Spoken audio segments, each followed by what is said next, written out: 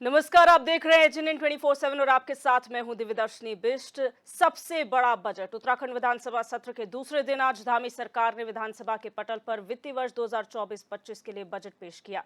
धामी सरकार ने 89,230.07 हजार करोड़ का बजट पेश किया है। राजस्व के लिए लेखे का व्यय 55,815.77 करोड़ और पूंजीगत लेखे का व्यय 33,414.30 करोड़ रहा। वित्त मंत्री प्रेमचंद अग्रवाल ने कहा कि सरकार जेंडर बजट के साथ राज्य के समग्र विकास पर आधारित बजट लेकर आई है। सरकार का बजट सशक्त उत्तराखंड पर केंद्रित है। प्रदेश सरकार 2025 तक उत्तराखंड को देश के सबसे अग्रणी राज्यों में शामिल कराने का लक्ष्य लेकर आगे बढ़ रही है। इसी लक्ष्य को ध्यान में रखते हुए सरकार बजटीय प्रावधान और नई योजनाओं का स्वरूप निर्धारित करेगी। तो आपको बता दें कि आज धामी सरकार ने एक ऐतिहासिक बजट पेश किया है, जिसमें 89,230.07 हजार करोड़ का ये बजट पेश किया गया है। 1,83,419 अंत्योदय कार्ड धारकों को सिलेंडर के लिए 54 करोड़, पीएम आवास योजना ग्रामीण को 390 करोड़, आंदोलनकारियों के कल्याण और कॉर्पस फंड को 44 करोड़, खाद्यान्न योजना को 20 करोड़, कई योजनाओं में सब्सिडी के लिए 679 करोड़ 34 लाख, सभी जिलों में जो है हवाई संपर्क सुनिश्चित किया जाएगा। ये तमाम प्रावधान हैं जो इस बजट के जरिए पेश किए गए हैं। आज विधानसभा में असुरक्षित पुलों से छुटकारा दिया जाएगा। सरकारी विद्यालयों में आवश्यक फर्नीचर की उपलब्धि कराई जाएगी। सभी जिलों में स्वरोजगार केंद्रों की स्थापना होगी। जनपद मुख्यालयों में ऑडिटोरियम और संस्कृत केंद्रों की स्थापना की जाएगी। ये तमाम ऐसे प्रावधान हैं जो इस बजट में किए गए हैं।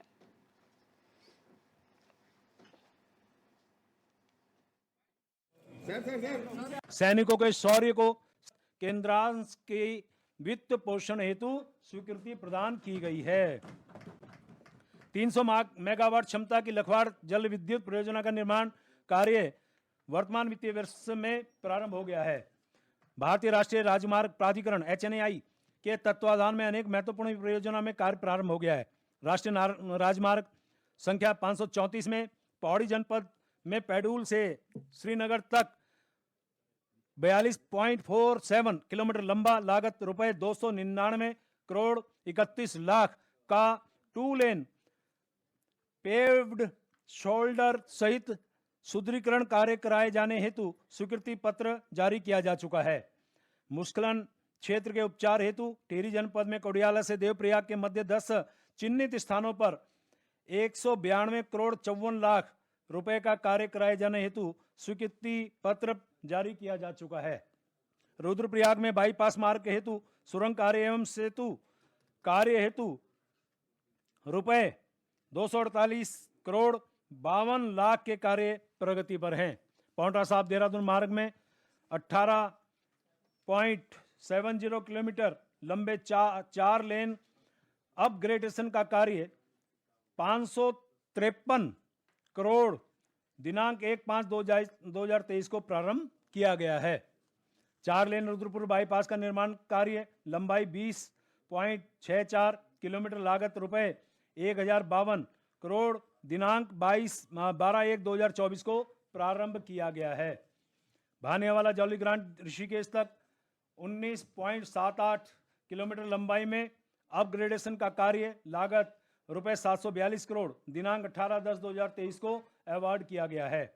काशीपुर बाईपास का निर्माण 14.49 किलोमीटर, लागत रुपए 692 करोड़ दिनांक 29/3/2023 को अवार्ड किया गया है।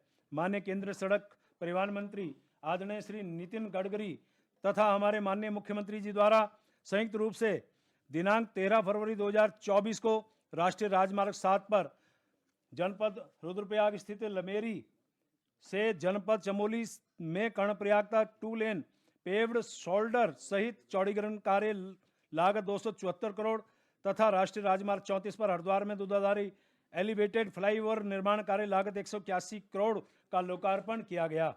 इस लोकार्पण के अतिरिक्त कुमाई एवं गढ़वाल में अनेक महत्वपूर्ण कार्यों का भूमि पूजन किया गया है। काठ गोदाम से नैनीताल मार्ग का 2 लेन पेव्ड शोल्डर समेत चौड़ीकरण कार्य, लागत 710 करोड़ रुपया। कंगार छीना से अल्मोड़ा मार्ग टू लेन चौड़ीकरण कार्य लागत 451 करोड़। कांडा से बागेश्वर मार्ग टू लेन चौड़ीकरण कार्य 203 करोड़। काशीपुर से रामनगर मार्ग का 4 लेन चौड़ीकरण कार्य लागत 495 करोड़। उड़ियारी बैंड से कांडा मार्ग तक टू लेन चौड़ीकरण कार्य लागत 349 करोड़। बागेश्वर में सरी नदी तथा गोमती नदी पर 2 पुलों का सुदृढ़ीकरण कार्य लागत 5 करोड़। राष्ट्रीय राजमार्ग 109 पर क्षतिग्रस्त दीवारों का निर्माण कार्य लागत 4 करोड़। राष्ट्रीय राजमार्ग 534 पर कोटद्वार बाईपास का निर्माण कार्य लागत 692 करोड़ एवं गुमखाल से सतपुली तक टू लेन पेव्ड शोल्डर सहित चौड़ीकरण कार्य लागत 453 करोड़। राष्ट्रीय राजमार्ग 7 पर ऋषिकेश से बद्रीनाथ मार्ग पर 63 स्थानों पर भूस्खलन तथा भूदशाओं का उपचार कार्य लागत 1229 करोड़ एवं भाने वाले देहरादून से ऋषिकेश मार्ग का 4 लेन चौड़ीकरण कार्य लागत 742 करोड़। राष्ट्रीय राजमार्ग 7 पर ऋषिकेश में श्यामपुर रेल फाटक के निकट वैली ब्रिज के साथ 4 लेन चौड़ीकरण कार्य व राष्ट्रीय राजमार्ग 707 पर काजवे का निर्माण कार्य लागत 7 करोड़। राष्ट्रीय राजमार्ग 7 पर 3 सेतुओं का सुरक्षात्मक कार्य तथा राष्ट्रीय राजमार्ग 507 पर सड़क सुरक्षा के कार्य लागत 6 करोड़। राष्ट्रीय राजमार्ग 107 पर रुद्रप्रयाग में पुरानी सुरंग का पुनर्वास एवं मंडल से चौपता मार्ग का सुदृढ़ीकरण कार्य लागत 48 करोड़ एवं रुद्रप्रयाग से केदारनाथ मार्ग पर 6 स्थलों पर भूस्खलन एवं भू दशाओं का उपचार कार्य लागत 101 करोड़। राष्ट्रीय राजमार्ग 507 पर खरसोन क्यारी से 9 गांव तक टू लेन चौड़ीकरण एवं सुदृढ़ीकरण कार्य लागत 454 करोड़।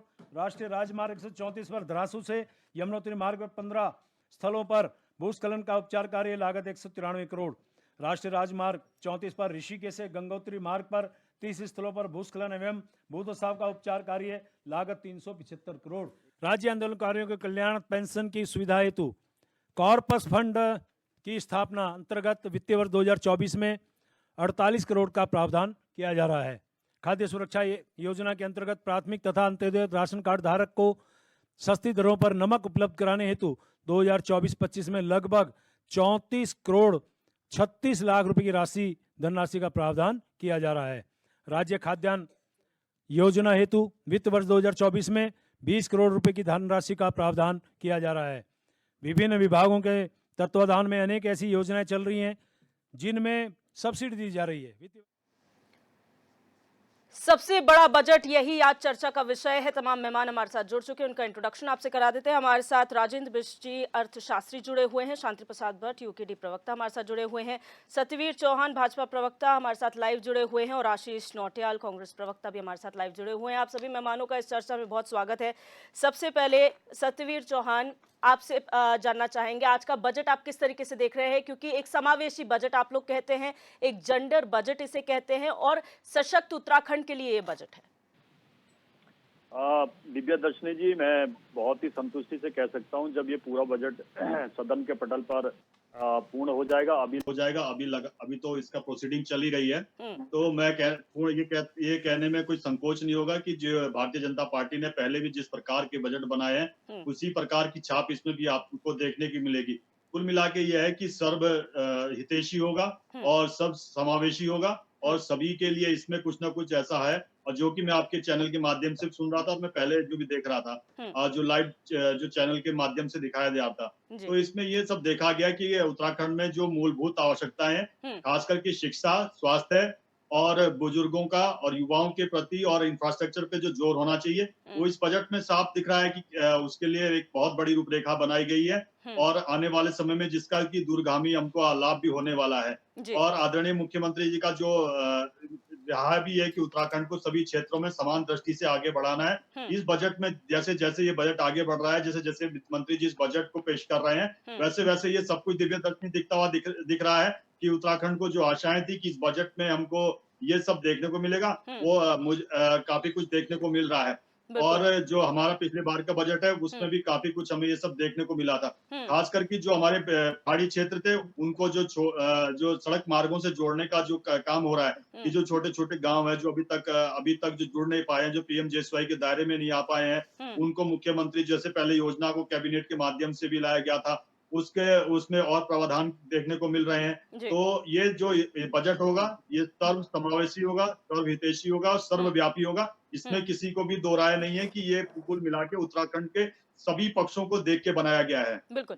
आशीष नौटियाल, आपको क्या लगता है विपक्ष के तौर पर, क्या आप अभी तक के जो बजट प्रोसीडिंग्स में सामने आया है, उससे आप संतुष्ट हैं कि जो समावेशी बजट की बात की जा रही है, वो झलक दिख रही है इस बजट में?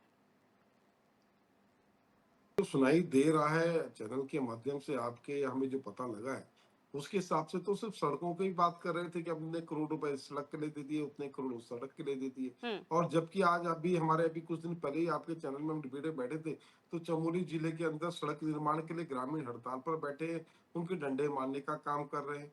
सिर्फ सड़क का पैसा भी ये लोग खाने का काम कर रहे हैं। ऐसी ऐसी चीजों में बजट को लगा रहे हैं, ऐसी जगह लगा रहे हैं जहाँ बजट को ठिकाने लगाया जाए। हुँ। आप देखें इसमें स्वास्थ्य की व्यवस्था को लेकर अभी बात नहीं हुई, आगे देखें बजट अभी शाम तक चलेगा तो उसके बाद स्वास्थ्य के लिए क्या करते हैं। क्या आज भी पहाड़ों में हमारे हॉस्पिटल रेफर सेंटर ही बन के रहेंगे कि उनको एक अच्छे हॉस्पिटल बन पाएंगे, कोई व्यवस्थाएं हो पाएंगी। अभी हमने टिहरी जिले के अंदर भी देखा किस तरह से एक लेडीज जो है इलाज के लिए रात भर तड़पती रही, उसे इलाज नहीं मिला। तो इस तरह की व्यवस्थाएं करना बजट का मुझे लगता है मेन उद्देश्य होना चाहिए। जी। बजट में स्वास्थ्य संबंधी हम लोग क्या व्यवस्थाएं कर पाएंगे, शिक्षा का किस तरह से हम ऐसा बना पाएंगे, शिक्षा का स्टैंडर्ड। आज सिर्फ अभी मैं जो अभी तक मैंने बजट में देखा कि सरकारी स्कूलों में कुर्सियां खरीदी जाएगी, कुर्सियां लगाई जाएंगी। कुर्सी के अलावा भी मुझे लगता है सरकारी स्कूल में और भी बहुत कमियां हैं। जी। शिक्षा का स्तर सुधारने की हमें जरूरत है। हम किस तरह शिक्षा का स्तर सुधारेंगे, हम किस तरह शिक्षकों की नियुक्ति करेंगे, किस तरह आज एक आम आदमी जो पढ़ाई के बोझ से इतना दब जाता है अपने बच्चों को पढ़ाने से कि उसकी आर्थिकी खराब हो जाती है, जी। उसके लिए हम क्या करेंगे। शिक्षा बहुत आवश्यक है राज्य के लिए कि शिक्षा के लिए हम लोग बजट का एक अच्छा हिस्सा शिक्षा में लगाएं और क्यों ना हम सरकारी जी। स्कूल में ठीक है। अपने बच्चों को पढ़ाना पसंद करें और पढ़ाएं। बिल्कुल। बुजुर्गों के लिए हम लोग क्या दे रहे हैं, हमारे बुजुर्गों के लिए आज आप देखिए क्या हम उनको जो पेंशन देते हैं, जो व्यवस्था दे रहे हैं, उनसे उनका गुजारा भत्ता हो पा रहा है, उनको और क्या देना चाहिए, उनके लिए हमें सोचना होगा। ऐसे कई महत्वपूर्ण मुद्दे हैं, बिंदु हैं जिन पर हमें विचार करना होगा। अभी बिल्कुल। देखते हैं बजट अभी आगे कहाँ तक चलता है और उसमें क्या बात होती है। तो निष्कर्ष कल तक निकल पाएगा। मुझे लगता है कि क्या इन्होंने सही करा और क्या गलत किया।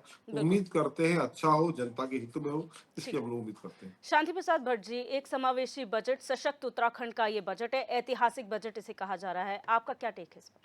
देखिए दिव्या जी, बिल्कुल सही बात है। राज्य की जो जनसंख्या है उसके हिसाब से देखा जाए तो भारी भरकम बजट है। 89,230.07 करोड़ का जो ये बजट है, यदि जमीनी धरातल पर अगर हकीकत से उतर गया तो निश्चित रूप से उत्तराखंड के अंदर विकास की बयार जरूर बहेगी। मगर जो अभी शुरुआती दौर में बजट के बारे में जो वित्त मंत्री जी आपके हैं, संसदीय मंत्री प्रेमचंद अग्रवाल जी, उनके द्वारा जो बताया गया है उसमें स्पष्ट लग रहा है कि सबसे ज़्यादा बजट का जो खर्चा है वो सड़कों के सुधारीकरण के लिए है। जी। पुलों का निर्माण है, वो चाहे फिर ऑल वेदर रोड वाले मामला देख लीजिए या ऋषिकेश का मामला देख लीजिए, डोईवाला का देख लीजिए, बागेश्वर का देख लीजिए, काशीपुर का देख लीजिए, तमाम सड़कों के चौड़ीकरण की बात करी। यानी कि उत्तराखंड के ठेकेदारों को इसका लाभ मिलेगा या बाहर के ठेकेदारों को लाभ मिलेगा, ये बाद में देखने वाली बात है। दूसरा जो हमारी चिंता है कि पहाड़ में विकास के लिए सड़कों का चौड़ीकरण होना स्वाभाविक बात है, मगर क्या नौजवान बच्चों को रोजगार से जोड़ा जाएगा? इस पर सरकार ने बड़ा टेक्निकल बात कही है कि हम हर जनपद में स्वरोजगार के लिए केंद्र खोलेंगे। कहने का मतलब है कैसा स्वरोजगार होगा ये अभी क्लियर नहीं है। तीसरी बात, इन्वेस्टर समिट के माध्यम से जनपदों में कैसे विकास करेंगे, कहाँ कहाँ कौन कौन सी फैक्ट्री लगेंगी, इस पर भी सरकार ने अभी कोई क्लियर नहीं करा है, सिर्फ एक अमाउंट घोषणा करी है। जी। महिला सशक्तिकरण पर अभी तक समझ में नहीं आ रहा है कि सरकार कैसे महिलाओं को सशक्त करेगी, जबकि पहाड़ों में हॉस्पिटलों की स्थिति ठीक नहीं है। इतना जरूर सुनने में आ रहा है कि सरकार ठेकेदारी प्रथा वाली सरकार है, तो हर जगह बिल्डिंग बनाने पर सरकार का जो जोर है इससे पता चलता है कि जहां 2 करोड़ की बिल्डिंग होनी चाहिए वहां 10 करोड़ की बिल्डिंग जरूर बन रही है, मगर बिल्डिंग के अंदर अगर हॉस्पिटल देखें तो है नहीं, डॉक्टर देखें तो है नहीं, शिक्षा के क्षेत्र में प्रोफेसर देखें तो है नहीं, माध्यमिक में टीचर देखें तो है नहीं। कहने का मतलब है बिल्डिंगों का खड़ा कर देना और उसमें गाय भैंसों का रहना, यह बताता है कि सरकार की कोई ठोस नीति अभी भी दिख नहीं रही है। मगर जितना बजट है, लगभग 90,000 करोड़ का बजट जी। उत्तराखंड के 13 जनपदों में अगर सही तरीके से लग जाएगा तो निश्चित रूप से उत्तराखंड का चौमुखी विकास होगा। मगर जिन बुनियादी सवालों को लेकर इस राज्य को का निर्माण हुआ, उस दृष्टिकोण से देखा जाए तो 24 साल की जो इनकी करप्ट प्रैक्टिस है राष्ट्रीय पार्टियों की, उससे पहाड़ से पलायन रोकने के लिए अभी तक कोई ठोस नीति वित्त मंत्री के द्वारा नहीं बताई गई है। राजधानी का पता नहीं है। राज्य आंदोलनकारियों को 10% क्षैतिज आरक्षण में भी इन्होंने लॉलीपॉप दे दिया। कॉर्प के माध्यम से जो ये उनको वित्तीय सहायता देंगे, ये इससे पता चलता है कि ना तो वो पेंशन है, एक मानदेय देंगे, किसके माध्यम से देंगे ये भी डार्क है। अभी तक जितने भी राज्य आंदोलनकारी हैं वो संतुष्ट नहीं है। कहने का मतलब है दिव्या, बजट के दृष्टिकोण से कोई दो राय नहीं, मगर सरकार ये बताने को तैयार नहीं है, जो अभी तक की चर्चा में बात बाहर आई है कि जो 85 से 90,000 करोड़ का जो हम पे कर्जा हुआ है, उस कर्जे में जो कैग की रिपोर्ट कह रही है कि कई विभाग घोटाले की भेंट है, उसमें खनन कौन करेगा? जब बाहर की पार्टियां खनन करेगी तो हमारा राजस्व बाहर चला जाएगा। उसमें भी तमाम आर्थिकी को बढ़ाने के लिए कैसे राजस्व बढ़ाया जाएगा, इस पर सरकार का ना बोलना ये बताता है कि आने वाले समय में राज्य का कर्जा और बढ़ेगा, जनता पर अतिरिक्त भार पड़ेगा और इसकी मार आम जनमानस को पड़ेगी। पहाड़ की उपेक्षा इस बजट में लग रही है। बिल्कुल। राजेंद्र बिरजी, आपका एनालिसिस क्या कहता है? क्योंकि पॉलिटिकल पार्टीज सही है कि क्षेत्रीय मुद्दे उठाएंगे अगर क्षेत्रीय दल है, और अपनी अगर सत्ताधारी पार्टी है तो वो अपने विजन बताएगी, लेकिन आपके हिसाब से क्या ये समावेशी बजट है अभी तक के जो आंकड़े निकल कर सामने आए हैं? दिव्या जी, अगर हम बात करेंगे, देखिए जब भी हम बजट का कंपैरिजन करते हैं तो कंपैरिजन करते हैं लास्ट ईयर से। तो लास्ट ईयर से अगर हम कंपैरिजन करें, इस साल का जो बजट है उन्होंने प्रस्तावित किया है उसमें करीबन 13 से 14% की बढ़ोतरी है। तो सबसे बड़ी बात यह है कि बजट ऑलरेडी जो है आपने 12 से 13% जो है इसको आगे बढ़ाया, नंबर 1। दूसरी चीज़ अगर ये हम देखें, अगर हम उसको बाइफिकेशन करें कि हमारे पास रेवेन्यू रिसिप्ट कितनी आ रही है और हमारा एक्सपेंडिचर कितना हो रहा है, तो अगर आप ये देखें कि जो रेवेन्यू रिसिप्ट हमारे पास आ रही है वो रेवेन्यू रिसिप्ट करीबन 60,000 करोड़ की है और कैपिटल जो रेवेन्यू आ रहा है वो 28,000 करोड़ का है। सब मिला के करीबन 88,000 करोड़ के आसपास के हमारे पास रेवेन्यू रिसिप्ट मतलब हमारे पास आ रही है। और जहां तक बात है कि रेवेन्यू अकाउंट में और कैपिटल अकाउंट में भी, रेवेन्यू अकाउंट में देखें करीबन 55,000 करोड़ रुपए हमारा एक्सपेंडिचर है और कैपिटल अकाउंट में 33,000 करोड़ का हमारा एक्सपेंडिचर है। तो इसका मतलब ये है कि अगर हम दोनों को देखें तो इसके बीच का जो डेफिसिट है वो डेफिसिट जो है, रेवेन्यू डेफिसिट करीबन 4700 करोड़ का है और फिजिकल डेफिसिट करीबन 9400 करोड़ का है। अगर आप डाटा के हिसाब से जाएं तो जनरली जो फिजिकल डेफिसिट है वो कभी भी जो सेंट्रल गवर्नमेंट के जो नियम है कि आपका 3.5-4% से ऊपर नहीं होना चाहिए। बट अगर आप ये देखें कि इसमें जो है जो फिजिकल डेफिसिट है, मुझे कहीं लगता है कि फिजिकल डेफिसिट जो है ज्यादा बढ़ रहा है। तो इसका मतलब कहीं ना कहीं मिसमैच है, पहली चीज। जहां तक बात यह है कि अगर आप ये देखेंगे 90,000 करोड़ के बजट में पूरी की पूरी स्टेट गवर्नमेंट जो है वो सेंटर पे डिपेंडेंट है।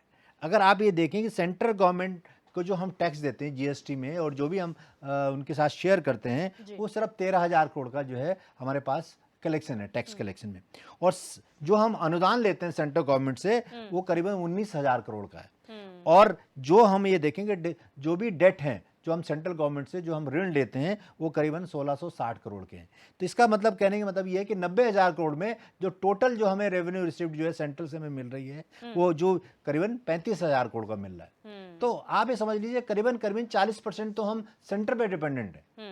तो क्या हम उस जो सेंट्रल गवर्नमेंट से हमें जो बजट आ रहा है क्या हम उसको प्रॉपर इम्प्लीमेंटेशन कर रहे हैं? क्या हमने जो बजट में प्रावधान करे हैं उसको हम 100% इम्प्लीमेंट करेंगे? अगर आप ये देखें कि अभी तक जो इकोनॉमिक जो सर्वे आना है वो क्लियरिटी अभी आई नहीं है, कुछ मतलब उसके डाटाज आए हैं, बट उन डाटाज को देखने पे ये लगता है कि जो हमने पिछले साल बजट बनाया था उसमें भी कहीं ना कहीं जो डेफिसिट आ रहा है। तो इसको हमें बिल्कुल एक पर्टिकुलर तरीके से देखना पड़ेगा कि हम जो प्रावधान करते हैं क्या हम उसका 100% इम्प्लीमेंट कर रहे हैं या नहीं कर रहे हैं। पहली चीज, अगर नहीं कर रहे हैं तो कहीं अगर डेफिसिट आ रहा है तो उसको हम कैसे आने वाले बजट में उसको प्रॉपर करें, उसको एक सिस्टमेटिक उस तरीके से करें। तो ये चीजें देखने की चीजें हैं। अब जहां तक बात यह है कि अलग सेक्टर में कितना दिया है, देखिए आप जहां तक बात यह है कि हम लोग जो बात करना चाहते हैं कि डेवलपमेंट कैसे होगा, डेवलपमेंट तो सब तभी होगा कि 3 चीजें हैं। आपके पास इंफ्रास्ट्रक्चर होना चाहिए। बजट में इंफ्रास्ट्रक्चर के ऊपर बहुत फोकस किया गया है और इंफ्रास्ट्रक्चर में अगर आप ये देखें जो रेवेन्यू आएगा वो चाहे सेंट्रल गवर्नमेंट से आएगा या स्टेट गवर्नमेंट का उसमें कितनी भागीदारी होगी, उसको ये देखना पड़ेगा कि इंफ्रास्ट्रक्चर में कितना पैसा खर्च होगा। और इंफ्रास्ट्रक्चर इज मेन बेस जो स्टेट को एक डेवलपमेंट देगा। और जो बजट को देखने को लग रहा है कि इंफ्रास्ट्रक्चर में बहुत जो है एग्रेसिवली जो है स्टेट गवर्नमेंट खर्च करने जा रही है, ये चीजें।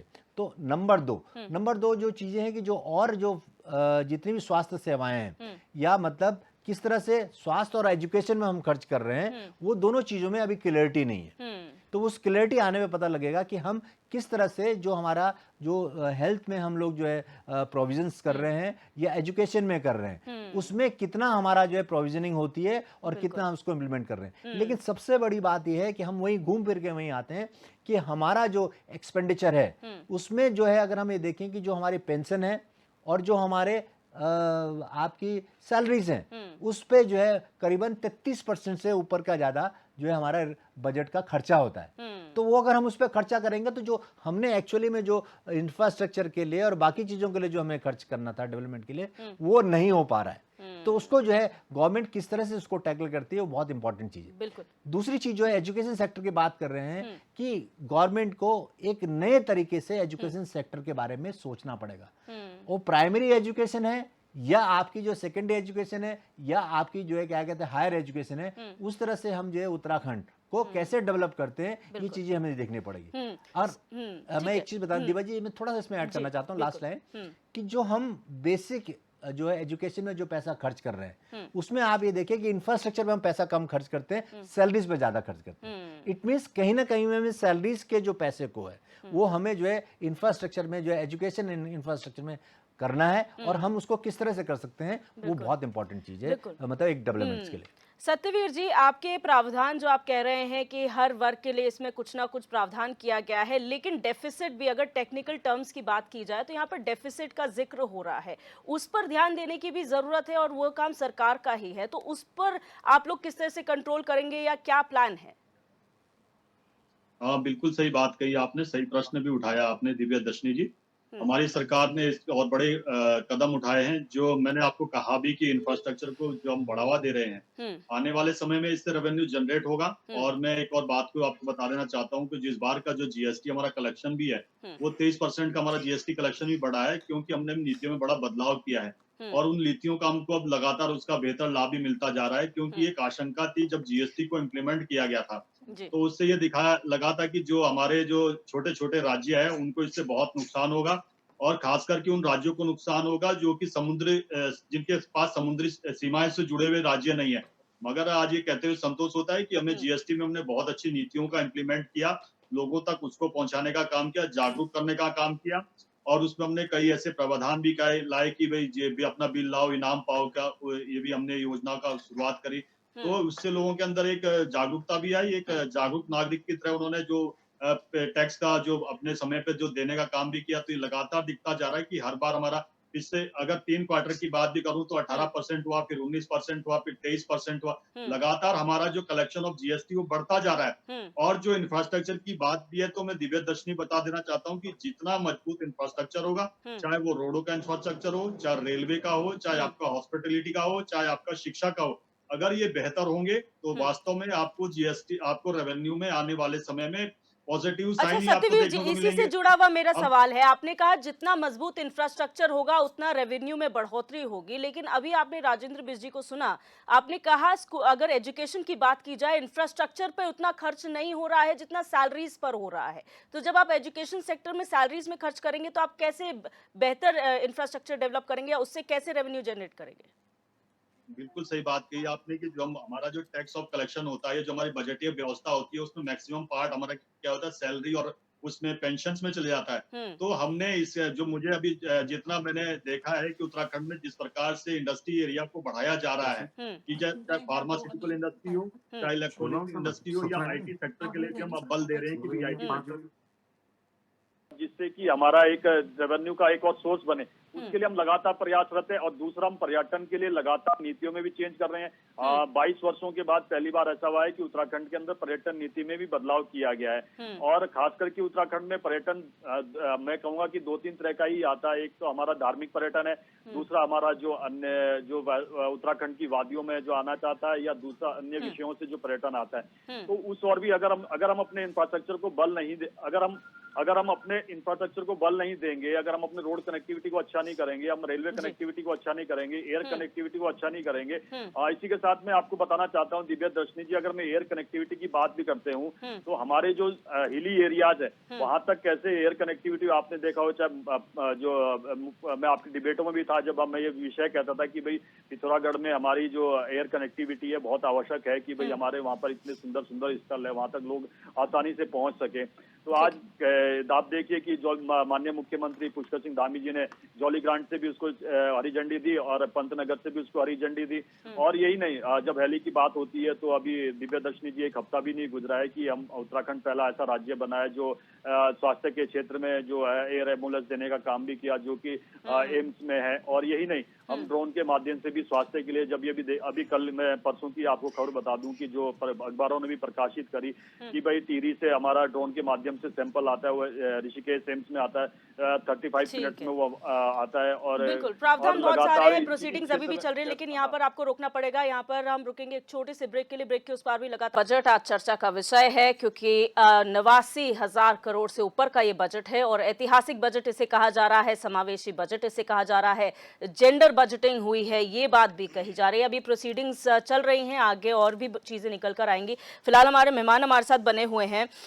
सत्यवीर चौहान जी, आपने तो बताया क्या प्रावधान किए गए हैं, ये लिस्टिंग बहुत एंडलेस है, इस पे भी आएंगे। लेकिन आशीष नौटियाल जी, अगर आप सुन पा रहे हैं, विपक्ष के तौर पर आप लोग आरोप लगाते हैं, आप लोग धरने प्रदर्शनों का जिक्र करते हैं, लेकिन कोई ऐसी बात आप बताइए जो आप लोगों को लगता हो कि आपने बजट स्टडी किया और आपको लगा कि कुछ डिफरेंसेस हुए हैं, चाहे वो डेफिसिट की बात की जा रही हो या फिर इन्वेस्टमेंट की बात की जा रही हो, रेवेन्यू की बात की जा रही हो। देखिए, सबसे पहले तो दिव्या मैडम, मैं जीएसटी के बारे में बताना चाहूंगा। जिस प्रकार अभी सत्यवीर भाई ने बड़ा अच्छा व्याख्यान किया कि जीएसटी लगातार बढ़ा जा रहा है, बढ़ा जा रहा है। मैं आपके चैनल के माध्यम से जनता को बताना चाहूंगा, ये जीएसटी नहीं बढ़ रहा है, ये पेनल्टी बढ़ रहा है। जीएसटी के अंदर ऐसे प्रावधान किए गए हैं कि छोटा व्यापारी जब जरा सी भी गलती, सत्यवीर भाई जितना जीएसटी के बारे में मैं बता पाऊंगा उतना शायद आप सोच भी नहीं पाएंगे। जिस तरह से जीएसटी के अंदर प्रावधान है कि जब मार्केट में जाता है, छोटा व्यापारी जो काम करता है, बिजनेस करता है, तो छोटा व्यापारी अपने आप में माल उतारने वाला भी होता है, माल रखने वाला भी होता है, बिल काटने वाला भी होता है और माल को सप्लाई करने वाला भी होता है। इन लोगों ने इस तरीके के छोटे व्यापारी को खत्म करने का प्रयास किया है जीएसटी के माध्यम से। जब वो अपनी गाड़ी में रेडी स्टॉक लेके जाता है माल को सप्लाई करने के लिए दुकानों में, तो वो उसकी बिल के अंदर जो भी त्रुटि रहती है, माल लिखना भूल जाता है, चालान काटता है, जो भी होता है, क्योंकि वो इतना पढ़ा लिखा नहीं है कि वो एक अकाउंटेंट मैनेज कर पाए, क्योंकि 10-20-40 महीने के दिन का नहीं कमाता, वो 2-4-500 रुपए दिन का कमाता है। वो लिमिटेड पढ़ाई में लिखा वाला आदमी होता है, उसको इतना पता नहीं है। और उसका माल किसी ना किसी कारण से, चाहे वो डेट गलत लिख दे, चाहे चालान नंबर में जरा सी गलती हो जाए, चाहे कहीं पे भी जरा सी गलती हो जाए, उसका पूरा माल ये लोग जब्त कर लेते हैं। और उस माल की जो वैल्यू होती है, मान लो गाड़ी के अंदर 35,000 का माल है,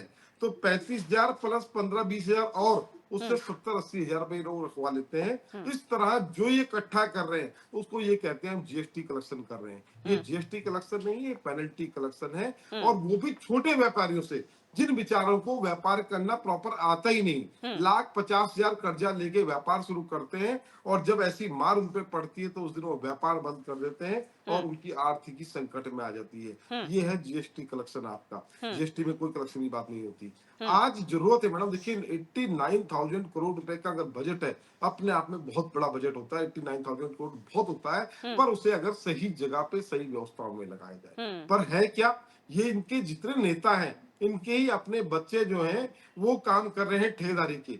उनको ठेका देना है, इसलिए इन्होंने कहा हम ये बना देंगे, हम रोड बना देंगे, यहाँ ये रोड बनाएंगे, यहाँ पे पुल बनाएंगे, अपने ही आदमियों को, या फिर जिनसे इन्होंने चंदा लिया है, जो इलेक्शन बॉन्ड जिसका नाम था, उस नाम पे जो चंदा लेते थे, हजारों करोड़ों रुपए जो इन्होंने अपने खाते में जमा कर रखे हैं, ये उन लोगों का दिया हुआ चंदा है। और वो चंदा इसलिए क्योंकि आप सड़कों का काम दो, सड़क तोड़ो फिर बनाओ, उसको फिर तोड़ो, पुल वैसा बनाओ कि टूट जाए। लेकिन आशीष और फिर नया नौटियाल पुल जी, बनाओ। ऑफ टॉपिक पैसे जरूर की होगा, बर्बादी। ऑफ टॉपिक जरूर लगेगा, लेकिन यहाँ तो बात कॉन्ट्रडिक्टरी हो गई। आप कह रहे हैं अपने ही लोगों को यहाँ पर रोजगार देने की बात हो रही है, ठेकेदारी देने की बात हो रही है, लेकिन कभी आप कहते हैं कि यहाँ के लोगों को तो रोजगार नहीं मिल रहा, बाहर की कंपनियां आके ठेके ले रही हैं, तो कॉन्ट्रडिक्शन नहीं हो गया? मैं नितिन गडकरी जी की बात कर रहा हूँ, उनका बेटा भी ठेकेदारी का काम कर रहा है, सभी ठेकेदार हैं। ये अपने जो है अपने निशंक जी का बेटा भी, वो निशंक जी नहीं, वो अपने क्या नाम है उनका, जो हमारे अमित शाह जी का बेटा भी है, सब लोग यही काम करते हैं। कोई दिल्ली आईडीपीएल का ठेका लेता है, को ठेका लेता है, कोई पुलों का ठेका लेता है, कोई इनसे चंदाखोर, इस तरीके की पार्टी है, चंदाखोर पार्टी, जिसने हजारों करोड़ 6,000 करोड़ का फंड इकट्ठा कर लिया 10 साल में। ठीक है। ये वही तो है। हम ऐतिहासिक बजट की बात कर रहे हैं सर, आरोप प्रत्यारोप अभी थोड़ा साइड में रख लेते हैं। ठीक है, अगर रोजगार देंगे तो जिसको तनख्वाह मिलेगी वो अपने हिस्से का पैसा इनको नहीं देगा, इनको पैसा ठेकेदार देता है। तो ये ठेकेदारों को काम देने के नाम पर सारा बजट को ठिकाने लगाने का काम करते हैं। हमारा उत्तराखंड पहले 1,25,000 करोड़ कर्ज में चल रहा है, इस बार कितना होगा बजट आप बताएंगे जब पता लगेगा कितना कर्जा और बढ़ा उत्तराखंड के ऊपर। उत्तराखंड के कर्ज कैसे खत्म होगा, इसको लेके हमारे पास कोई प्लानिंग नहीं है। हमारे पास सारी प्लानिंग ऐसी है किस तरीके से ज्यादा कर्ज लें और पैसे का दुरुपयोग करें। राज्य को लूटने की कगार में खड़ा कर दिया इन लोगों ने, राज्य हमारा इतना कर्ज में डाल दिया, हर आदमी आज हमारा बच्चे से बच्चा कर्ज में है। तो इसके पास कोई रोड मैप, कोई प्लानिंग नहीं है। आप देखिए किस तरह से प्रेमचंद अग्रवाल जी बोलने में लगे हैं, मैं ये रोड में इतने करोड़, ये, और जहां रोड की जरूरत है वहां रोड नहीं बनेगी। जहां लोग बैठे हैं वहां डंडों से मारने का काम कर रहे हैं। आशा आंगनबाड़ी कार्यकर्ती, देखिए अभी मुझे एक फेसबुक के माध्यम से किसी ने भेजा कि मिड डे मील के नाम पर 8 रुपए प्रति बच्चा मिलता है। अब ये अभी किसी ने मुझे मैसेज भेजा, 8 रुपए प्रति बच्चा मिलता है, जिससे बच्चों का ना तो खाना हो पाता है और अध्यापक इस खाने पीने के चक्कर में ही परेशान रहते हैं। तो 8 रुपए बच्चा आप देखिए आप क्या कर रहे हैं, ये सिर्फ पैसे को ठिकाने लगाने का काम कर रहे हैं और इसके अलावा कुछ ये तो नहीं। आरोप आप कहते हैं दोनों ही राष्ट्रीय दल हैं, आरोप प्रत्यारोप या इनका नीति ऐसी रही है। लेकिन अगर इतने बड़े बजट की बात की जाए, उत्तराखंड बहुत छोटा सा राज्य है, 2025 हमारा लक्ष्य है एक सशक्त राज्य बनने का। क्या आपको लगता है ये बजट जितनी भी आप आंकड़े बढ़ाने में कोई दिक्कत नहीं है, लेकिन बैलेंस कैसे कीजिए? बहुत सही सवाल किया दिव्या। देखिए इन 24 वर्षों में दोनों राष्ट्रीय पार्टियों की सत्ता रही है, 10 साल कांग्रेस की रही है, लगभग 13 साल भारतीय जनता पार्टी की, वर्तमान में भी भाजपा की सरकार है। हर वर्ष बजट बढ़ रहा है। जिस राज्य का बजट बढ़ता है तो सरकार को ये भी चिंता होनी चाहिए कि इस बजट को मीट आउट करने के लिए हम आर्थिकी कैसे मजबूत करेंगे। अगर इस बजट को आप देखेंगे तो इसमें इंफ्रास्ट्रक्चर डेवलपमेंट के लिए सरकार ने ठोस नीति बनाई है, सड़कों के से लेकर देखिए 250 करोड़ रुपए खेल नीति में इन्होंने यहाँ पर बजट रखा है, मगर खिलाड़ियों के लिए 10 करोड़। यही पता लगता है कि ये व्यापारियों की पार्टी है और कैसे पैसा कमाना है। अब आप बताइए 250 करोड़ में, चलो हमने मान लिया 3 जगह पर, हरिद्वार, उधम सिंह नगर, देहरादून में 3 स्टेडियम बन जाएंगे, 250 करोड़ समाप्त हो गए। मगर उन 250 करोड़ के बाद उत्तराखंड के खिलाड़ियों पर मात्र 10 करोड़, 10 करोड़ में खिलाड़ी बनता है, एक खिलाड़ी पर भी 40-40, 50-50 करोड़ खर्च हो जाते हैं, तब जाकर कोई नेशनल और इंटरनेशनल टाइम का खिलाड़ी तैयार होता है। अब आ जाइए जिले में स्वरोजगार की। भाई आप ये बताइए जिले में कौन सा स्वरोजगार के लिए आपने केंद्र खोलने हैं और कौन सा स्वरोजगार कराएंगे, बताया कुछ नहीं है। कहने का मतलब है वहां पर भी हमें लगता है कि बंटा जो है बजट का बंटाधार होगा। इसी तरीके से शिक्षा में आप प्राथमिक विद्यालयों में फर्नीचर बढ़ा रहे हो, मगर आप ये नहीं कह रहे हो कि शिक्षकों की बढ़ोतरी करेंगे। स्कूल में जो स्कूल सड़क से दूर है वहां सड़क देंगे, ये नहीं बोल रहे हैं। कहने का मतलब है किसी भी राज्य के विकास के लिए, किसी भी देश के विकास के लिए शिक्षा बड़ा महत्वपूर्ण है। यदि शिक्षा का ढांचा मजबूत होगा तो राष्ट्र निर्माण में वहां के जनमानस का बहुत बड़ी भूमिका होगी। इस बजट में अभी तक मुझे केवल और केवल ऐसा महसूस हो रहा है कि इस बजट को कैसे खर्च किया जाए। चौथी बात, जो सबसे बड़ी बात है, कहीं से भी वित्त मंत्री द्वारा यह नहीं कहा गया है कि अब की बार हमारा लक्ष्य इस राज्य के अंदर वित्त को बढ़ाने का ये है। भाई आप ये बताइए, होटल बाहर वालों के हो गए, जमीन बाहर वालों ने ले ली, ठेकेदार सारे बाहर वाले के हैं। ये 90,000 करोड़ के लगभग का बजट यदि किसी दिल्ली, गाजियाबाद और बॉम्बे के ठेकेदारों को मिलेगा तो फिर वही होगा कि उत्तराखंड में पैसा आएगा और 24 घंटे बाद वो पैसा बाहर ट्रांसफर हो जाएगा, हम पे कर्जा चल जाएगा। इन 24 वर्षों में किसी भी सरकार ने बिना कर्ज लिए 1 वर्ष ईमानदारी से राज्य के लिए चलाया हो, ऐसा दिख नहीं रहा है। प्रतिवर्ष कर्ज बढ़ना, और हम नवोदित राज्य होकर भी अभी हम केंद्र पर आश्रित हो गए।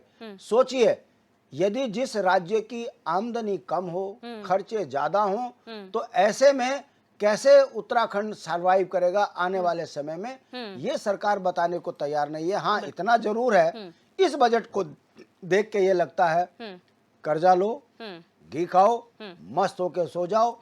जब कभी जवाबदेही होगी, जो कैग की रिपोर्ट कह रही है, कैग की रिपोर्ट चीख चीख कर कह रही है विधानसभा में कि हर योजना के अंदर घोटाला हुआ है, और हर सरकार की करप्ट प्रैक्टिस ये है कि बजट 100 रुपए का पास होता है, ग्राउंड पे उसे खर्च करने का जब नंबर आता है तो ये 70% खर्च नहीं कर पाते। इनकी नीतियां इतनी खराब है, हर वर्ष बजट जो है लैप्स होता है। फिर बात वही आती है, बजट 90,000 करोड़ का है, स्वागत योग्य है, मगर आपने पर्वतीय क्षेत्र में आम जनमानस को रोकने के लिए कौन सी ऐसी ठोस नीति बनाई जिससे आप ये कह सको कि पलायन पहाड़ का रुकेगा और समृद्ध पहाड़ बनेगा।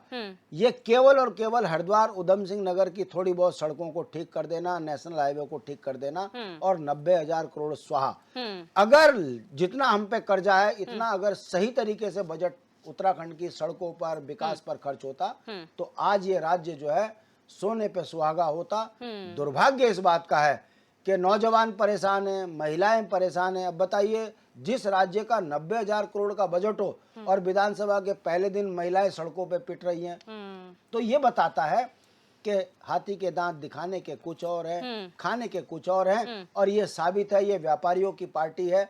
पैसा कैसे बंटादार लगाना है वो भाजपा से सीखिए, इसके गंभीर परिणाम आने वाले समय में होंगे। हम सरकार से ये उम्मीद करते थे कि सरकार रोजगार के लिए नौजवान बच्चों को कोई ठोस नीति बनाती। जो राज्य आंदोलनकारियों का मजाक बना रही है, वो कितनी मजाक करने वाली सरकार है, वो आम जनमानस समझ रहा है। वहीं पटल पर जो है बजट पेश कर दिया गया है। कुछ ही देर में मुख्यमंत्री भी प्रेस कॉन्फ्रेंस करेंगे, तब पता चलेगा कि आखिर कितना समावेशी बजट है, क्या प्रावधान किए गए हैं। राजेंद्र बिजी, हम जब कहते हैं आंकड़े, अगर 89,000 करोड़ से ज़्यादा का बजट हम एक छोटे राज्य के लिए कह रहे हैं जिसमें ऑलरेडी बहुत कर्जा है, हम कह रहे हैं डेफिसिट बढ़ रहा है, विभाग अपने जो बजट है वो खर्च नहीं कर पा रहे हैं, कैग की रिपोर्ट है, तो ये इम्बैलेंस क्यों है और क्यों साल दर साल फिर इतना बड़ा बजट पेश होता है? देखिए दिव्या जी, अगर हम बजट के एक एक प्रावधान में जाएंगे तो दो तरह के होते हैं। एक तो ये होता है कि जो हमारी सोशल रिस्पॉन्सिबिलिटीज़ हैं उसके लिए हम कितना खर्च करते हैं, जिसमें अगर आप समझ लो गरीब कल्याण योजनाएं हैं, या युवा वर्ग के लिए हम कितना करते हैं, ये नारी शक्ति के लिए हम कितना करते हैं, इन सब चीज़ों के लिए ये सोशल जो है, जो आपके इन्वेस्टमेंट है, उस लोगों के लिए कितना हम पैसा खर्च करते हैं वो बहुत इंपॉर्टेंट है। दूसरा अलावा, इसके अलावा हमें अगर विकास करना है, डेवलपमेंट करना है, तो डेवलपमेंट करने के लिए हमें किस तरह से काम करना है, जिसमें आपका स्वास्थ्य हो गया, जिसमें आपका इंफ्रास्ट्रक्चर हो गया, जिसके अलावा आपको जो ना उसका बेस भी क्या है कि आप पर्यटन बेस में कराएंगे या आपको इंडस्ट्रियल बेस चाहिए, और या इसके अलावा जो है आप किस तरह से अपने प्रदेश को ले जाना चाहते हैं, तो उस हिसाब से आपकी बजटिंग होती है। लेकिन जहां तक जो अभी आंकड़े आए हैं, अगर आप ये देखें तो आंकड़ों में ये लग रहा है कि जैसे स्वास्थ्य के लिए, स्वास्थ्य में अगर आप ये देखें कि 2023-24 में जो एक्चुअल में जो खर्चा हुआ है, जो बजट में देखा गया, वो करीब 14,794 करोड़ का बजट था। अभी इस साल सिर्फ जो है वो बढ़ा है 400 करोड़ के हिसाब से 15,376 करोड़ का है।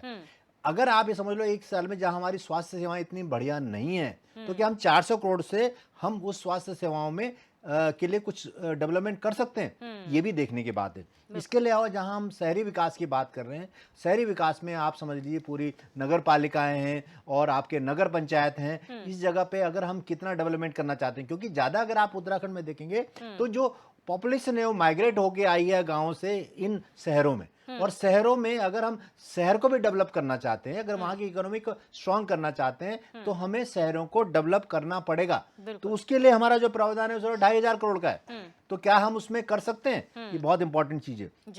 अब जहां तक बात है इंडस्ट्रियल डेवलपमेंट्स के लिए, क्योंकि इंडस्ट्रीज में अपने आप में अगर आप ये देखें, हम करीबन 40% हमारा जो शेयर्स है, जो रेवेन्यू का शेयर्स है, वो इंडस्ट्री से भी आता है।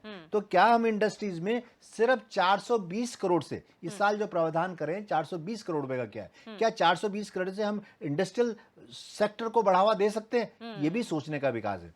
और अगर आप देखिए पिछले साल जो हमने जो प्रोविजन करे थे उसमें 425 करोड़ खर्च हुआ था इंडस्ट्रियल डेवलपमेंट। तो क्या हमारे वो 425 करोड़ में इंडस्ट्रियल डेवलपमेंट हुआ है?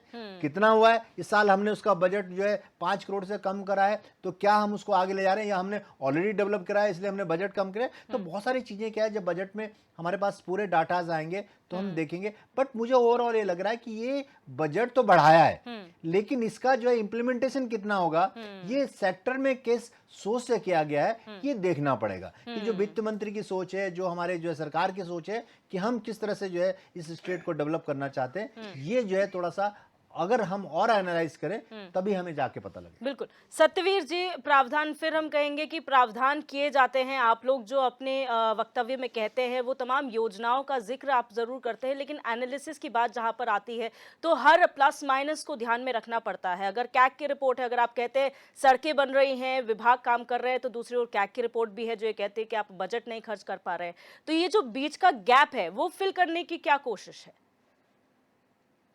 दिव्या दर्शनी जी, पहले तो मैं कांग्रेस के प्रवक्ता का जवाब दे दूं। वो कह रहे थे कि व्यापारियों को बहुत ज्यादा प्रताड़ित किया जा रहा है, वो समय चला गया है अब केवल ऑनलाइन सिस्टम से। और एक बात और मैं आपको दिव्या दर्शनी जी बड़ी गंभीरता के साथ बता दूं, क्योंकि ये हास्य और व्यंग के पात्र कांग्रेस के जो प्रवक्ता होते हैं, नेतागण खुद बनने का मौका देते हैं। जबकि उत्तराखंड में और कुछ ऐसे जो छोटे छोटे राज्य है, वहां पर 20 लाख तक के लिए अलग से प्रावधान किया गया बिजनेस के लिए। कौन कौन सी उनको छूटें दी गई है, किस किस के कौन कौन सी नीतियां बनाई गई है, थोड़ा सा अगर ये होमवर्क करके है तो थोड़ा सा इससे व्यापक दृष्टि डाल सकते हैं। अब आपने कहा कि दिव्या दर्शनी की उत्तराखंड में जो बजटीय व्यवस्था है कि वो पूर्ण रूप से खत्म नहीं हो पाती है। जहाँ पर जो कमियां हैं उसको मैं उससे यानी कहता हूँ कि उसको छुपाने वाली जो बात है आराम से उसको गंभीरता के साथ उसमें काम करना चाहिए और उसमें गंभीरता के साथ सरकार को और मंत्रीगणों को पूरी कैबिनेट को बढ़ना चाहिए कि किन क्षेत्रों में हमने जो बजट की व्यवस्था की थी वो काम क्यों नहीं हो पाया है। गंभीरता से काम होना चाहिए। उत्तराखंड की जनमानस ने चुना भी इसलिए है कि सरकार गंभीरता के साथ काम करे। और मैं ये भी कहते हुए आश्वस्त हूँ कि बड़ी गंभीरता से हमारी सरकार काम भी कर रही है। हमारी सरकार में ही है कि 3-3 मेडिकल कॉलेज एक साथ बनते हैं, सैटेलाइट एम्स कुमाऊं में आके बनता है और हेली सेवा अगर मिलती है, पहले पूरे भारत में पहला क्षेत्र ऐसा राज्य बनता है कि हेली स्वास्थ्य के लिए हेली सेवा मिलती है। और यही नहीं, अभी जब रोजगार की बात आती है तो मैं ऐसा लगता है कि बिल्कुल ही मतलब कि कुछ अध्ययन ही नहीं करते कांग्रेस के प्रवक्ता और अन्य प्रवक्ता की रोजगार के विषय में जब बात करते हैं। तो उत्तराखंड की दृष्टि से मैं थोड़ा सा आपको बताना चाहता हूँ कि दिव्या दर्शनी जी, मैं आपकी एक और डिबेट में भी था, जब भारत सरकार की तमाम रिपोर्टें जारी हुई, सारे राज्यों की रिपोर्टें जारी हुई, तो हिमालयन राज्यों में हम पहले नंबर पे थे कि सामान्य रोजगार देने में। और यही नहीं, उत्तराखंड के अंदर इतने ज्यादा इंफ्रास्ट्रक्चर के कार्य चल रहे हैं, चाहे वो रोड है, चाहे नेशनल हाईवे हो, चाहे स्टेट हाईवे हो, चाहे आपका ऋषिकेश कर्णप्रयाग रेलवे लाइन हो। मुझे लगता है कि कांग्रेस के प्रवक्ताओं को या कांग्रेस के नेताओं को दिखता ही नहीं है कि ये इसमें कोई काम आदमी नहीं कर रहा, कोई मशीनरी नहीं उसमें लग रही है। जो इतने बड़े बड़े इंफ्रास्ट्रक्चर कभी इन्होंने कांग्रेस ने देखे नहीं है। तो क्या करें, विपक्ष में बैठे हैं तो आवाज उठाना उनका काम है, आवाज उठाएंगे, सवाल जवाब तो वही करेंगे विपक्ष के तौर पर। दर्शनी जी, आवाज उठानी चाहिए, ये लोकतंत्र है, लोकतंत्र में और संविधान ये सभी को अधिकार भी देता है कि अपनी आवाज मजबूती के साथ उठाए, मगर आवाज उस स्थिति में उठानी चाहिए जब वो कोई कार्य सही से नहीं हो रहा। सारे कार्य यहाँ पर सही तरीके से हो रहे हैं। बजट की बात हो रही है, आशीष उठा के देख लीजिए, उत्तराखंड में हॉर्टिकल्चर इतना बड़ा क्षेत्र है, उस हॉर्टिकल्चर को अगर नीति बनाने का काम, उसको अगर पहुंचाने का काम, मिशन मोड में लेने का काम कौन कर रहा है? हमारी सरकार कर रही है। चाहे वो एप्पल में मिशन में हो, चाहे आपका कीवी के मिशन में हो, तमाम उन क्षेत्रों में जा रही है। अभी मैंने खुद ही, मैं दिव्या दर्शनी जी अपना ही उदाहरण बताता हूँ, कई ऐसे मैंने पौध ली है जो कि अपने आप खुद लगा रहा हूँ। एक्चुअल में क्या है, कांग्रेस के प्रवक्ताओं को घर बैठे बैठे एक नीतियां बन जाती थी और कहाँ जाती थी कुछ पता ही नहीं, केवल एक नीति होती थी भ्रष्टाचार की। वो सबने देखा है कि उत्तराखंड का बजट आपने अपना एग्जांपल दे दिया, लेकिन यहाँ पर एक सवाल और उठा था, प्लीज आराम से मेरा सवाल सुन लीजिए। कहा था कि आप उत्तराखंड को जितनी ठीक है सत्यवीर जी, मेरा सवाल सुन लीजिए प्लीज। यहाँ पर इस डिबेट में एक सवाल आया था कि जो पलायन को लेकर आपने कहा कि आप यहाँ पर स्वरोजगार के लिए केंद्र खोलेंगे, यहाँ पर प्रशिक्षण केंद्र खोलेंगे हर जिले में, यहाँ पर पलायन रोकने के लिए क्या व्यवस्थाएं की गई हैं और पहाड़ का बच्चा पहाड़ में ही रुके, इसकी क्या व्यवस्थाएं हैं, इसका जरा जिक्र कर दीजिए। हाँ बिल्कुल, आपने सही कहा। ये दो तरीके से इस पे काम हो रहा है दिव्या दर्शनी।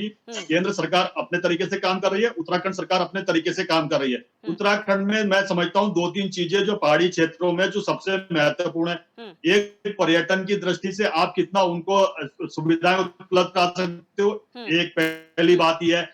चाहे वो धार्मिक पर्यटन हो या जो दूसरे तरीके का पर्यटन हो। दूसरा, उत्तराखंड में हम जो है कि हमारे बहुत सारी पानी के स्रोत ऐसे हैं, चाहे बड़े स्रोत हो चाहे छोटे स्रोत हो, वहां पर हमारे मत्स्य पालन के लिए बहुत बड़ी स्कोप है। उसमें कैबिनेट में फैसला भी किया गया कि मुख्यमंत्री मत्स्य पालन की स्कीम को भी लाया गया। और तीसरा, मैं जानता हूं कि जो उत्तराखंड में है कि हॉर्टिकल्चर में बहुत बड़ा स्कोप है, उसके लिए हमारी अधिकारी गण है वहां तक उन तक पहुंच रहे हैं। तो हम कुल उन पे, और मुख्यमंत्री स्वरोजगार के अंदर कि हमारे जितने भी सीमावर्ती क्षेत्र है वहां पर जो वाइब्रेंट विलेज के नाम से जो पिछले जो उस बजट सत्र आया तो उसमें लाया गया, और उसका हमें बजट भी मिल चुका है दिव्या दर्शनी जी। इस बात अभी कुछ है तो मुझे लगता है कि 20-25 दिन ही हुए हैं कि जो हमें वहाँ का एक जो हमारे जो हमने आइडेंटिफाई करके जो हमने अपने गाँव दिए थे कि ये गाँव हमारे बहुत सुदूरवर्ती क्षेत्र में है, ये वाइब्रेंट विलेज में आने चाहिए। वहाँ पर जो व्यवस्थाएं है, चाहे संचार की व्यवस्था है, चाहे परिवहन की व्यवस्था हो, चाहे स्वास्थ्य की व्यवस्थाएं हो या अन्य जो व्यवस्थाएं जो मूलभूत व्यवस्थाएं हैं, उनके लिए हमें बजट भी वहां से रिलीज हो चुका है। तो हम दोनों तरीके से काम कर रहे हैं कि केंद्र सरकार अपने तरीके से काम कर रही है, उत्तराखंड अपने तरीके से काम कर रही है। और जो रोडों का जो जाल भी बिछाया जा रहा है दिव्य दर्शनी, इसी दृष्टि से बिछाया जा रहा है कि हमारे लोगों को जल्द से जल्द जो उनका सामान जो पैदावार भी होती है, जो मिलेट्स का जो हमारी जो चली गई, प्रधानमंत्री मोदी जी ने कहा भी उत्तराखंड उसमें अग्रणी भूमिका निभा सकता है कि यहाँ पर इस प्रकार के मिलेट्स उत्पन्न होते हैं, चाहे मंडवा है, चाहे जंगोरा है, चाहे कैनी है, तमाम तरह के वो हमारे जो मिलेट्स जो वहां तक पहुंच सकते हैं, तो वो जल्दी पहुंच सके, उनको मार्केट मिल सके। और ये भी एक और चीज मैं आपको ये बताना चाहता हूँ, आज तो घर बैठे बैठे हम सब पेमेंट भी कर सकते हैं, डिजिटल हमारा सब जगह तक पहुंच चुका है, यूपीआई के माध्यम से कर सकते हैं। ठीक है, और शांति प्रसाद भट्ट जी, आपका सवाल था, ठीक है, आपका सवाल था कि यहाँ पर पलायन रोकने के लिए क्या व्यवस्थाएं हैं, और 2 तरीके की व्यवस्थाएं सत्यवीर जी ने बता दी। क्षेत्रों में समान दृष्टि से कैसे विकास हो, सभी को सरकार की योजनाओं को कैसे लाभ पहुंचे, हर एक व्यक्ति तक सरकार कैसे पहुंचे, उसके लिए हम समान दृष्टि से काम कर रहे हैं। आज कोई तुष्टीकरण की भावना से कोई काम नहीं हो रहा। आपको एक उदाहरण के लिए नहीं मिल सकता कि हमारे खिलाफ इस प्रकार से तुष्टीकरण की भावना के अनुरूप देखा गया हो। आज एक छोटा सा जवाब मैं ले लेती हूँ, एक छोटा सा जवाब मैं ले लेती हूँ शांति प्रसाद भट्ट जी से। तक पहुंच रही है। ठीक है, मैं शांति प्रसाद भट्ट जी से जवाब इसलिए लेना चाहती हूँ क्योंकि सवाल उनका आपसे ये था कि पलायन रोकने के लिए क्या व्यवस्थाएं हैं। तो शांति प्रसाद भट्ट जी, क्या आप इस बात से संतुष्ट हैं जो 2 प्रकार की व्यवस्थाएं बताई हैं? देखिए, वो सरकार का एक अंग है, सरकार की बात रखना उनका नैतिक कर्तव्य है। वो जो बात बोल रहे हैं वो उनको उनकी सरकार के द्वारा गाइडलाइन किया गया है, वो बोल रहे हैं। मेरा यही सवाल है कि इन 24 वर्षों में आखिर जनमानस को भी तो ये चीज देखना चाहिए कि यदि 26 तारीख को बजट सत्र चल रहा है तो उत्तराखंड की तमाम वो महिलाएं सड़कों पे क्यों हैं? इसका जवाब नहीं है। मैं भाजपा को की तारीफ कर रहा हूं इस बात को लेकर कि चाहे गर्दन काट दें मगर चुनाव जीत रहे हैं। अब इसको क्या समझा जाए?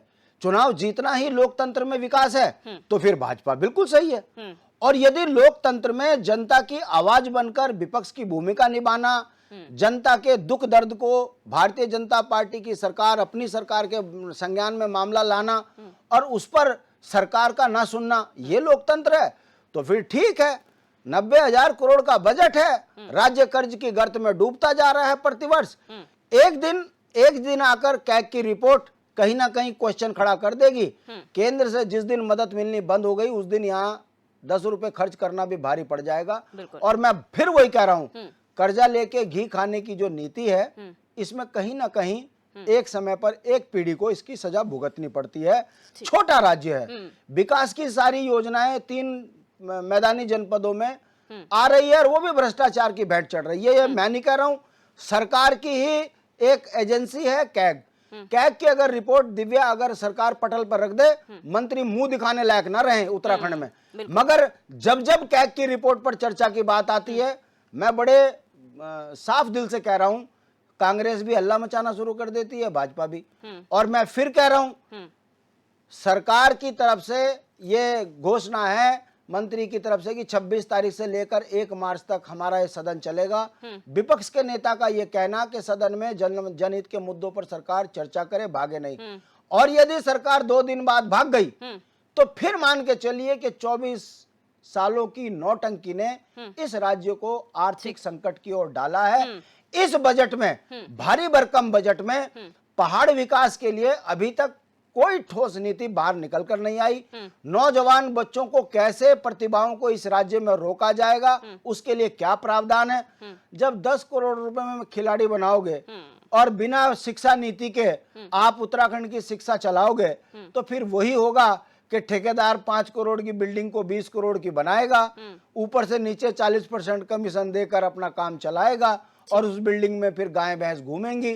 पहाड़ों में यही हो रहा है, इसके अलावा कुछ नहीं है। मैं फिर कह रहा हूं, बजट जरूर भारी भरकम है, मगर कर्ज भी उत्तराखंड की जनता पर भारी भरकम हो गया है। धरातल पर पहाड़ की उपेक्षा है। यही कारण है कि उत्तराखंड का जनमानस सड़कों पर चिल्ला रहा है। सरकार की समझ नहीं आ रहा है। सरकार इतना जरूर जानती है कि चुनाव कैसे जीतना है। 5 रुपए किलो में अगर भारतीय जनता पार्टी विकास का ताना बाना बुनने की बात कर रही है तो देखते हैं लोकसभा में कैसा जनमत आता है। और यदि भारतीय जनता पार्टी को लोकसभा में इसका नुकसान होगा तो माना जाएगा सरकार अपनी कार्यप्रणाली में सुधार लाएगी, वरना जो चल रहा है ये राज्य हित में कतई नहीं माना जा सकता। प्रतिभाएं पलायन कर रही हैं, चाहे फिर वो शिक्षा के क्षेत्र में हो, चाहे वो औद्योगिक क्षेत्र में हो, चाहे वो खेल के क्षेत्र में हो। उत्तराखंड के अंदर भारतीय जनता पार्टी के अंधभक्तों के अलावा कोई भी उत्तराखंड में ठीक नहीं है। ठीक है, और मेरे पास समय का अभाव है, इसलिए क्लोजिंग कमेंट में आपसे ही लूंगी। राजेंद्र बिष्ट जी, क्या कहेंगे क्लोजिंग कमेंट में? देखिए, जहाँ तक बात है, जो मैं इस पूरे बजट को जो देख के मुझे जो लग रहा है कि गवर्नमेंट ने सबसे ज्यादा जो फोकस किया है वो किया है इंफ्रास्ट्रक्चर पे। अब इंफ्रास्ट्रक्चर पे जो भी पैसा खर्च होगा तो डेफिनेटली उससे जो है क्या कहते हैं प्रदेश को लाभ होगा। वो चाहे आप इंफ्रास्ट्रक्चर को आप चाहे टूरिज्म से जोड़ दें, इंफ्रास्ट्रक्चर को आप जो है लॉजिस्टिक्स से जोड़ दें, इंफ्रास्ट्रक्चर से आप जो है क्या कहते हैं एक पूरे मतलब डेवलपमेंट को जोड़ दें, तो इंफ्रास्ट्रक्चर अपने आप में एक बहुत बड़ी बात है जो सरकार ने बहुत अच्छा प्रावधान किया है। मेरा जो सबसे बात जो कहने वाली बात है कि बजट जो है अपने आप में बहुत अच्छा है। छोटी छोटी बातों को वित्त मंत्री ने छुआ है, लेकिन उसका इम्प्लीमेंटेशन किस तरह से होता है वो that is very very important point of इस बजट के बारे में। और वही हमें बताएगा कि उत्तराखंड को हम विकास के रास्ते में किस तरह से आगे ले जाएंगे। ये अपने आप में बहुत बड़ी बात। बिल्कुल, आप सभी मेहमानों का इस चर्चा में जुड़ने के लिए बहुत बहुत शुक्रिया। आज हमने चर्चा की सबसे बड़ा बजट इस प्रदेश का 2024-25 के लिए 89,000 करोड़ से ऊपर का बजट पेश किया गया है। ये समावेशी बजट है, एक जेंडर ओरिएंटेड बजट है जो कहा जा रहा है और सशक्त उत्तराखंड की ओर इंगित करता है। लेकिन अभी डिटेल्स आना बाकी है। कुछ ही देर में मुख्यमंत्री भी प्रेस कॉन्फ्रेंस करेंगे